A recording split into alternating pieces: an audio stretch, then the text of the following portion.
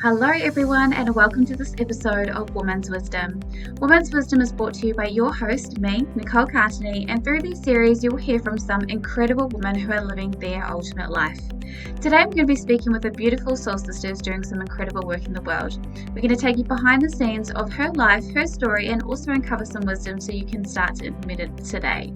Now, get ready because we do have some juiciness to reveal. So, without further ado, let me introduce you to the beautiful Colleen Gallagher. She's a lot of things. She's a childhood cancer survivor, a speaker, and also a published author.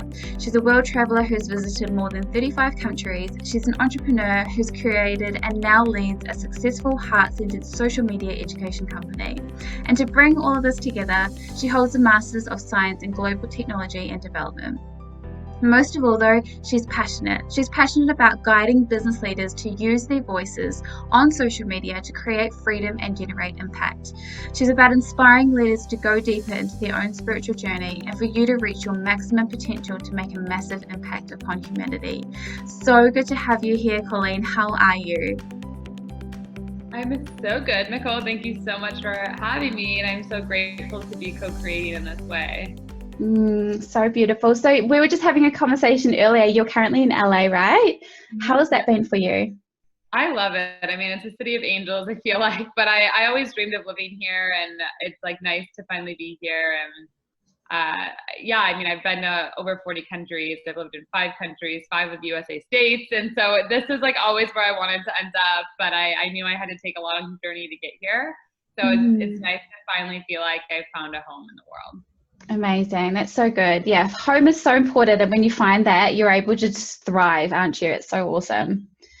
Beautiful. So I know parts of your story, and I know that we met in a retreat in Queenstown, not last year. I think it was another year before. I can't even remember. Time's so warped now.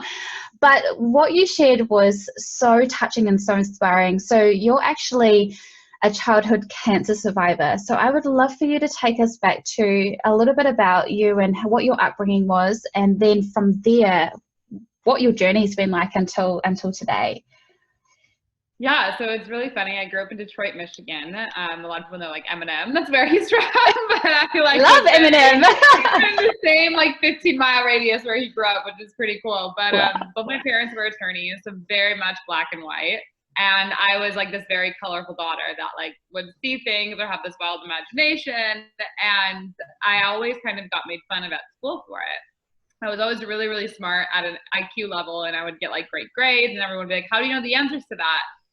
And I was like, well, like fairies are telling me, or like this thing just dropped down and just told me to do that. You don't see them? Like it's right there. And everyone's like, no, what are you talking about? You crazy woman. Like, you know, and I was like, oh my gosh. So I kind of stopped speaking about the way that I perceived the world. And that eventually led to thyroid cancer, which is in your throat. And I had to have a surgery to get my right thyroid removed. And then there was a lymph node that was wrapped in my jugular, which I had to do another surgery to get that out.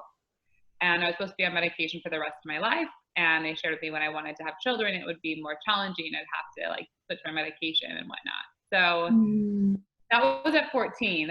And from them, I became very much like focused on business. I was like, well, I know that I have to have healthcare because in America, we don't have national healthcare. So the best way to kind of have healthcare if you had pre-existing conditions, which at the time, if you had pre-existing conditions, healthcare systems would turn you away, was through a corporate job. And so I went into corporate America and I got to live all over America with it. But I grew my territory 0 to $1 million in 8 months, then 5 million to 8 million in 8 months. And I had this very interesting journey where I started to be not enough. I was like doing all this stuff at 21, 22, 23 years old, but I still was feeling so empty. And so I really wanted to live international. I'd done 3 study abroads in college. But I really was like, I want to do it without a university. And so I started looking for visas. And so I applied for a New Zealand visa.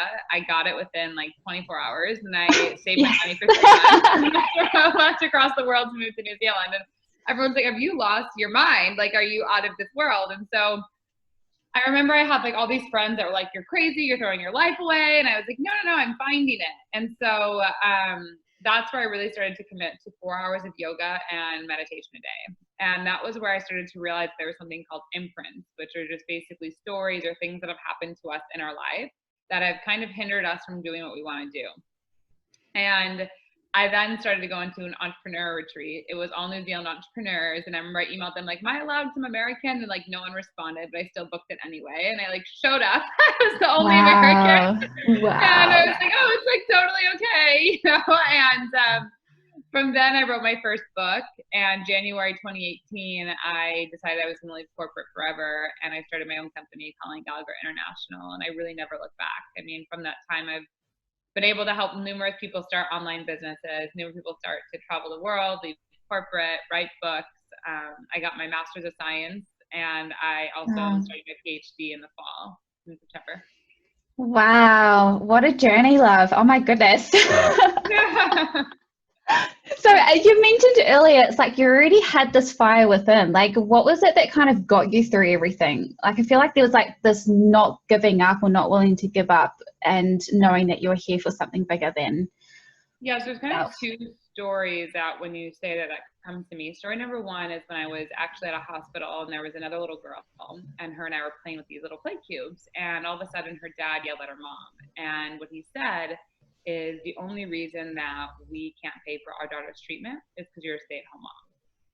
And so from a very young age, even though I didn't grow up with financial hardships, luckily, I had this thing in me that was very much like, I will do everything in my power to show women that they are never to be talked to like that and that they can have financial education or support or whatever that it is in a way that feels good for them. And so I think that was one thing that really, really imprinted or inspired or pushed me. Another thing that happened is when I was younger, a lot of my friends, I saw a lot of people die when I was younger, like a lot of little kids, like teenagers, like it wasn't like, you know, just whatever. And I remember there was a girlfriend of mine and she had leukemia and she's like, Colleen, there's a reason you're going to make it over me. And I was like, this isn't like one making over the other. Like, that's not how this goes. Yeah. And she was like, you know, because you're going to actually do something where I would just be here and like be married and live a happy life. Like, you're going to do something incredible. And I remember that moment so deeply. And I remember when I was in my corporate job and I closed my largest sales deal at the time, I came home and crashed on the couch and I just kept remembering like, my life can't be this way. Like, I didn't make it and other people kind of didn't make it, or kids that like just to live an ordinary life. Like, it has to be phenomenal. And I think throughout my life, that was let me think about that. That would have been like November 2016. And it was March 2017 that I left corporate and moved to New Zealand.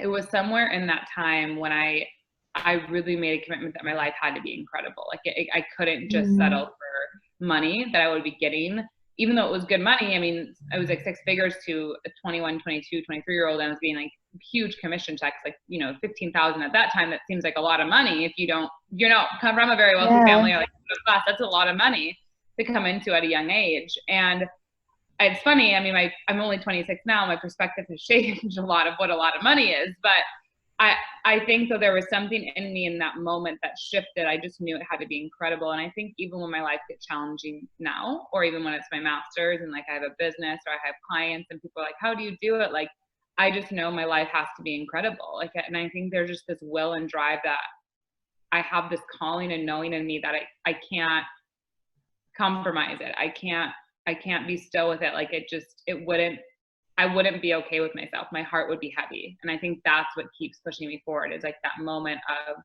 heaviness. You go, there just has to be something greater than this. Like, I don't have to carry all this weight. And I feel like that is what continuously moves me.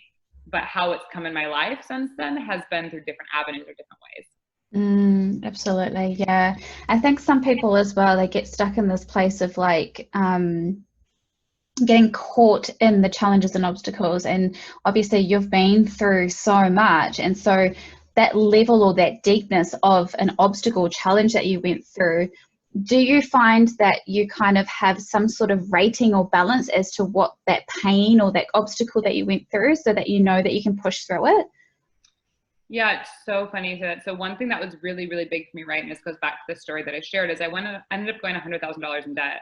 And I remember when this happened, I had like every belief kind of crumble that money was like supposed to save me because of this cancer thing. And it was like, oh my God. And it was funny because at the time I maybe thought that was like the end of the world. I remember I'd like call my friends that were like multimillionaires and they would be like, I'm such a loser. Like, how did that happen? They were like, Colleen, just get over it. It happened. It's no big deal. Like my friends are like, and I'm like, I like couldn't get over it. And I think like there's these things in our life that happen when we think it's the end of the world, but it's actually nowhere near as bad as we ever think. Like I think even if it's been like an abusive relationship or, you know, and I was in one of those, like, I think everyone's had their things. Like, I think you think it's so bad in the moment, but then I think if you can allow yourself just to zoom out and like take a bigger look and always know there's a bigger lesson, there's a bigger fulfillment, there's a bigger journey, there's a bigger enlightenment opportunity, it makes it not feel so bad. But I do believe that pain is always going to happen in life, but suffering is an option. And I think the quicker that you can go, okay, this is painful. Ow, this really hurts. Like, this is painful, but it's going to take some time and I'm going to be okay. And I can do 1% better every day. Your life does really kind of shift in a way that you can't, even if you were to try to write it down on a piece of paper, it would never really come out that way. Absolutely. Yeah, I love that. Totally. Yeah, everyone feels pain, but it's suffering's a choice. I love that so much. So everything that you've gone through, and now you're working with some incredible people at the moment. I'd love for you to share, like, what is the work that you are doing right now? Yeah, so it's massive. Like, to me, I think it's like really life-changing in a sense for humanity. Yeah, so I've done a couple different things. I think the thing specific you were talking about at Soul Remembrance, which I was doing, and I was really big into this, is I was doing a lot of work in prison systems and I was volunteering there. Specifically, I had a really deep calling around why men feel called to force themselves onto women. And I think this was a really deep understanding because of trauma that I probably went through. And I think that that's another thing about myself. Like, whenever I go through something, I like want to go right into the pain. I want to understand it. And I think that's part of my intellectual academia brilliance. And I don't think that's for everyone, which I'm totally fine with. I think that's just me. So yeah, that's something that it's about me. But with that, you know, I've learned so much when I actually moved to LA. When I moved from Arizona to LA, 2 different states, I got involved in LA too. And it's interesting. I was doing some work with this prison system. And I remember one of the guys, we lined up on these 2 lines and you would say things. And so one of the things they said, like, walk to the line if you had more than 6 books in your house. And most of the people that were in prison, especially men, they had less than 6 books in their house growing up. A lot of them say, walk to the line if you ever had been hugged, and no one would walk to the line. I remember there was a man and we were sitting there and I was the first hug he ever received in his life. Now, I don't know what he did. I don't know why he was in there, but he was probably 52 years old. And I was like the first hug he ever received. It's giving me goosebumps. Yeah. So I think when you start to think about pain, when you start to think about good and bad, when you start to think about lightness and darkness, I think there's more variables to every equation than what we're looking at. And with my PhD that I start in September, it's in psychology, but focused on global leadership and change. So it's still very much international relations. And a topic that really fascinates me, and my second book was on this, is how do we have like third world, developing, and first world nations? Like it really, really fascinates me a lot, because if you look at majority of the world is living in third world developing nations, majority of the natural resources are in third world and developing nations, but somehow these other countries have managed to capitalize on that. And a tool that I believe that I'm very passionate about is social media as a form of connection and building community. Now, some people can say, oh, it's superficial or it's this. And I think, right, how you use one thing is how you could use anything. I mean, you could also say that coffee is really bad. And sure, there's some people who are going to argue it's super bad and some who are going to argue whatever science you want to variable get, you're going to get that science, you know? And I think that you could say the same with coronavirus. I mean, you could say the same thing with I mean, I guess plastic, we all kind of know plastic is bad. We know it's ruining the earth, but people aren't yet not stop using it. So it's, again, it's duality that you always have with people and things. And so back to your question, the work that I really love doing, and I think that I know that I'm passionate about is we've all gone through a traumatic experience, and that I talk about in my first book. Mine was cancer, but we all have equally been through something traumatic, whether it's your dog dying, to a divorce, to cancer, to whatever. The emotional stimulation is the exact same. And whatever you've gone through, I really believe that you can break through it, and you can, the way to do that is by creating a heart-centered business or an impact-driven business. And there's many ways to do that, right? I don't think everyone's thing is social media, but I think when you're looking at a large scale of how to create connectivity, I do see social media as a way where it's a community builder that you don't have to actually leave your vicinity to actually start getting different programming, receiving different thoughts, being around different people that can empower you forward. And it's funny, some of these men that I worked with in LA, they're out of prison, but they did this program, and I was helping them judge with their businesses. A lot of them are friends with me on Facebook, and it's so funny. Like, they share my stuff, but they'll show me their business. Like, I remember one of them, they were doing t-shirts and like got their first like store that got t-shirts. Like, to me, that's a win. Not that I'm ever, you know, condoning what maybe he did was okay. It probably wasn't. That's why we have a law system. But at the same time, was he really given maybe the tools to be empowered in life?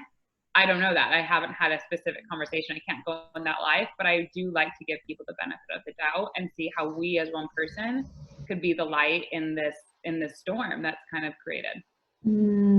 Amazing. So good. Oh, there's so much knowledge and wisdom. Oh, I love it.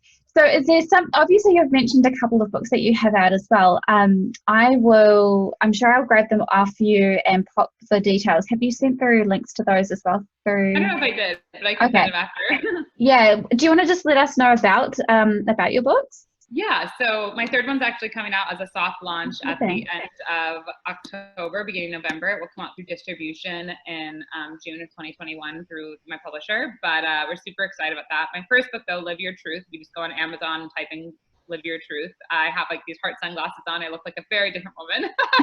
But I share 5 steps really to live your truth, like really to what is it you're here to do? What is it you're here to speak about? And how do you create a business around that? How do you create income around that? I think a lot of times we think like if we have to be a good person and do a nonprofit. I'm actually very much against nonprofits. I'm very much more for social entrepreneurship, creating differences in social impacts, because you do need money is the reality. And when good people have money, they do good things.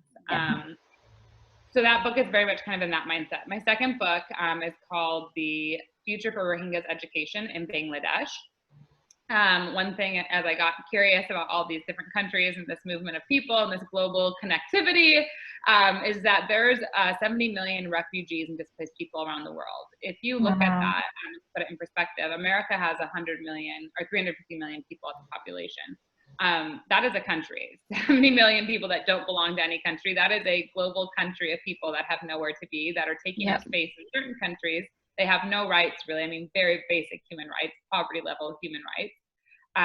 And they really have no way to function in an economy. So I wanted to understand, how can we create an education system using online techniques or online abilities that would give them skill sets so that they could then apply to certain countries for visas, or they could create a microeconomy. And that's very much that book. So it's a much more digestible book. So I would say if you're kind of into academia, or if you really are curious just about education systems, or just even what refugees are, displaced people, and giving you a different perspective on humanity, it's a very good book. My third book is called An Uncompromised Life. It's very much focused on overcoming trauma, heartbreak, and understanding kind of the soul world of expecting how to receive the miracles of life. Beautiful. So many different themes and just all of the information that you've received over your journey. It's awesome. It's kind of like your own journey when you read the first book and then the second book and the third book. It's like going on your journey with you. It's amazing. Yeah, it's funny. In my fourth book we're on now. So we're writing the fourth one. The third one hasn't launched yet, but it is a really beautiful thing. But this is like really what I teach and what I believe about is when you live your truth, like things just naturally creating through you. So like I have a bunch of online courses. I have an Oracle card deck now that's also on Amazon. If you go, that's like combining business and spirituality. Yeah. But it's not like I said, it's so funny actually. I just sat down with the guy who's 23 years old. He lives in my building and we have this beautiful pool. And so we're sitting there and he was reminding me of it. I was like, yeah, that's a good job. I'm happy, but I know there's more. And I was like, I was just like you. And it was funny because as I was sitting there with him, I was like, people look at my life and they're like, Colleen, how did you move to this state and that country? And how have you been to all these countries? And how do you just do it? And I'm like, if I didn't sit there, that's the thing, and like graduate college or graduate high school and be like, this is what I want to do with my life. That was never like, if you would have told me now everything that I'm telling you, I would be like, you are out of your mind. Like, you're crazy, literally. I would be like, what are you talking about? That's just not even possible to hear what you're saying. Yeah. And I feel that the biggest thing that I want to share with that is back to your question of what's driven me. There was one thing that I think deeply always drove me, and I don't know if this is cancer, I don't know if this is just innately who I am. I genuinely have a love for people, and I genuinely knew I always had to be able to travel the world. I had to be able to live, to work, and to play when I wanted, where I wanted. And the reason that that's been so important to me and so monumental in my life of being to 42 countries by age 26, living in 5 of them, and I'll be living in India next summer. Everything with COVID is good, but I think that what guided that is it's given me this perspective on life. It's given me this perspective on people. It's made me understanding. It's made me compassion. It's made me receptive, and that has allowed different things to enter into my reality. That if I just sat there and was like 2 + 2 is 4, so I've got to do this thing to do that thing, I would have missed a lot of the journey. Yeah, absolutely. I'm so glad you brought that up because, yeah, sometimes I think that's just our human mind trying to keep us safe, is we need to know every single friggin' step. But in actual fact, when you put yourself in these different situations, you're open to more possibilities of things happening for you, which you could have never even planned out yourself. Yeah. Would be like fully impossible. Yeah. So it's like, and it's, you know, it's just funny. I think this is a funny example to share, but I can share so I thought my lease was up in my apartment, like in, what's it called, in October. And I got an apartment because I like had no furniture to move. So I was like, I don't want to get a house yet. I want to just like get some data and take my time and see where I want to live in LA because it's big. And so anyway, I get this notice, and it's like, your lease actually up in August. And I was like, oh my God, like surely not. Like time has just flown. Like what is happening? And so I was like, okay, like I just lost 3 months on that, you know? And so I was like, okay. And so I ended up being like, what am I going to do? I don't really want to move places. I really like my place. I'm like in the center of West Hollywood. It has a lot of good places to eat. I have a beautiful pool. I have a beautiful rooftop. Like there's just all the things are here that I'm like, I just don't want to move to a house that like doesn't have these things. So I'm like, okay. So I look online on my apartment. There's a 2-bedroom, 2-bath, a different one than what I have because I wanted a bathtub. And I was like, I will not have a bathtub for another year. And so anyway, I get this this one. And my lease is up on August 15th, and the exact new date of this lease is August 15th, which like if you rent, people know that never happens. And my neighbors who used to live next to me, they like moved in another apartment and floor in the building. I'm now next to them again. And we, like, oh my gosh. Oh my God. And so like literally flowed. It was like so funny. And I was like, okay, something that would be super alarming and super like, holy shit, became so seamless and so easy. And I'm obviously giving you an example of where I'm living, but this also happens in my business quite frequently as well. A great example I can always say, if people watch my stories a lot, they know this, but I have pennies and dimes. I need to actually start like keeping a thing of them. I really need to be in the world record book for getting like 1 million pennies over my lifetime, because I have never in my life, people, even my friends now, like, girl, I've never seen someone see many pennies.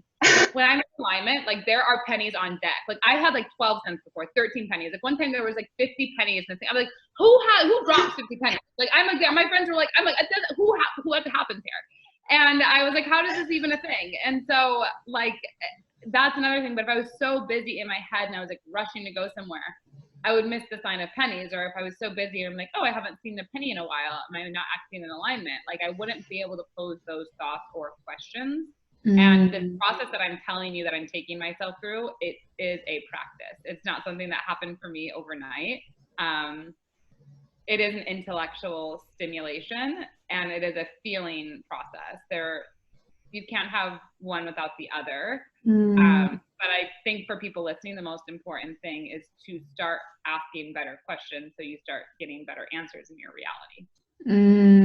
I love that. Yeah, because most of the questions that we're conditioned to are just the sort, why is this happening to me, or why am I not getting all of the things? Ask better questions and you'll receive the answers. Yeah, it's actually, this is really funny. This is vulnerable, but I think it'd be super perfect to share on this podcast. Okay, so I was on a date the other night, and this guy actually asked, he was like, what is intuition? Like, what is an intuitive, like, thing? And I was like, okay, like, very basic question, but this is great. So I kind of tell him, he's like, well, I went to an intuitive, she told me this, but why didn't she see COVID coming? And I said, well, everyone saw COVID coming, but it's like if I'm looking at this plant right now and you say, what do you see when you look at the plant? I'm going to tell you my perspective. Now, if you say, what do you see about the green leaves? You're asking a more specific question. So I'm specifically honing in on the green leaves. An intuitive or even a psychic, you have this whole big painting of light around you, this whole auric field of different things. You have, different bodies, a stronger reading records. There's a whole thing that can go out into this universe from your little soul, which is in your little body, which goes into this big, gigantic thing. However, if you're asking kind of the basic question of how do I make more money? Why am I not making more money? You're going to get a very basic answer. If you're asking the question of where am I misaligned? Where is my calling? Where in my body is there density? Where am I compromising or not seeing something? That's a very different answer. You're getting a more metaphysical place instead of a more, well, the reason you're not making money is because the job you're in you don't like. It's a very more robotic type of thing. And so I even say it in that level as well. Think about your life as this painting, this picture that you have, and you can get whatever you want out of the picture, but you've got to ask to see what you want to see. Mm-hmm. Yeah, absolutely. I was doing a Facebook and Instagram live earlier about navigating resistance, and one of the things that came through was being more resourceful with your questions. Then you get more resourceful answers. So it's very, very similar to what we're talking about right now, which is awesome. Yeah. Oh, so cool. So what do you see, or what do you notice now around the people that you work with? Why do you think they come to you, or what is the thing that they're missing and they come to you for? Yeah. So the biggest thing people come to me for is, they're either working in a very logical way. So you've been like, you have a corporate job, or you're kind of doing a network marketing, or you're kind of doing like a entrepreneur job, but it's very logical. You're very like, like I kind of say like the engineers are kind of like people that are like, they're in the mind frequency, but they want to understand the soul, but they're like, this is just so much work. I don't really get it. It's not working. It's not integrating. I feel like I can't express myself, like all this stuff. And the reason they come to me, number one, is just to feel like they have clarity on their life, like clarity of why they're here, where they're going. Number two is for them to really understand they have a creative expression. They want to understand how to clearly communicate that creative expression in a way that will make a business, because they're very insecure about not making money doing what they love. And that's the second thing. The third thing that someone really, really comes to me for is that they've really been rejected or not accepted their whole life. And they really want to be seen for who they are and feel accepted. And one thing everyone says that I'm really great at, and I do believe it, is Colleen becomes your best friend like within minutes. It's like when you talk to her, you feel like you just like, how did she know you for life? And so it's something that I'm brilliant at. And it's always an honor to get to remind people who they really are and watch them kind of birth into the person they're meant to become, and communicate that in a way to start attracting opportunities to them, which I always say the best way is through social media, because it's a frequency emitted into the world where new people come into your reality that you couldn't even imagine. Amazing. And I totally agree with what you're saying around, once you get to know Colleen, she's your best friend. And like, we didn't have very many conversations at Soul Remembrance at that retreat we were at, because obviously we were in the work, but it's like the soul connection, and we haven't spoken in years. And then I was like, I need you on my podcast series. You've got such an incredible story to tell. And yeah, so we just connected, and it just happened super easy and super fast, of course. Yeah. And that's what I love too. And even like saying that story of that, I think since I've traveled so many places, people are like, well, doesn't that like leave a little bit of your heart everywhere? Don't you get lonely? And I think it's easy to kind of say that, right? Because I've met literally thousands of people. Like it's pretty magical, but it's funny because I never get lonely or I never get sad, because I know each of them is on social media. I can see them like cheering me on. I can see them like doing things. And so even if it's like I meet someone, they're never a client, they're never this, like those people are my biggest supporters. And I think even what you're saying, like, yeah, we haven't seen each other in 2 years, but social media still keeps you in contact. And I think that's why it's so important. It's a community-based platform that regardless of where you are in the physical, you can absolutely still connect, read someone's energy and send a message. And I think that's what I love the most about it, because you can still be part of someone's life, even if you're not physically by them. Absolutely. Yeah. And through social media right now, with everything that's happening with COVID, like being connected. And right now here in Australia, well, in Melbourne in particular, we're actually in further lockdown. So today they explained that we can't leave the house without having a mask. So all of this kind of stuff is different to maybe where you are in LA. I'm not too sure what's happening there, but I'm still able to connect, and both my partner and I, our families are back in New Zealand, but it's still, we can jump on and connect with them and still feel like they are right next to us. Exactly. Yeah. And with LA, yeah, we have to have a mask. I think they just close like small businesses again, unless it's outdoor seating, like for restaurants or like grocery stores or whatever. Yeah. But everything's closed again. But, and I think they're trying to do like a big lockdown again. I have no idea, but I think I've got my partner for all the updates. Yeah, I think like the most important thing is, I look at a lot of people with businesses right now, is like, you have to understand the world is changing. This is part of an awakening process. It's like in the prophecies and multiple religions that you study. It doesn't matter which one you really study. This is all described, and so the world isn't going to be going back to the way it is. So you do need to understand how to connect with people without having a human touch or human connection. And it's not so crazy to think that you're going to be doing more business with people that you've never ever met in person, but you're very connected. And I think that's the really beautiful thing about social media. Obviously, you have to guidelines and everything like that. I mean, it's the same thing if you give a gun to someone who has no idea that if they pull the trigger, it shoot, like a little child, that it would shoot out a thing. You know, you have to have that. And I think sometimes it does take trial and error, but I've seen far too many results of people that it's changed their lives for me to truly believe that it's bad. I just have. And I mean, the amount of money it's raised for people, the amount of impact it's made, the amount of connectivity, the resources you can create from it, then like AI that you can create from it. Like, there's just a lot of incredible things that, that's why I love it. Amazing. So cool. I want to ask you a pretty deep question. Some people say, oh, that's a really deep question, Nicole, but I really want to ask you. The question is, what is it that you want to be remembered by? Just love, for sure. That was always like my major message. Is I always hope to be remembered as a woman who empowered people to fall in love with life, for sure. I love it. So good. Amazing, lovely. Well, thank you so much for taking time out to be with us today. Your story from all the work that you're doing in the world is just incredible. And I know that the listeners are going to get so much out of this conversation. So thank you so much for taking time out to be with us. Of course. Thank you so much for having me. I'm super grateful. Yay. Well, thank you guys for tuning in. Please like, comment, or share this with anyone who you think will benefit from this chat. Again, I will see you on the next episode. Ciao.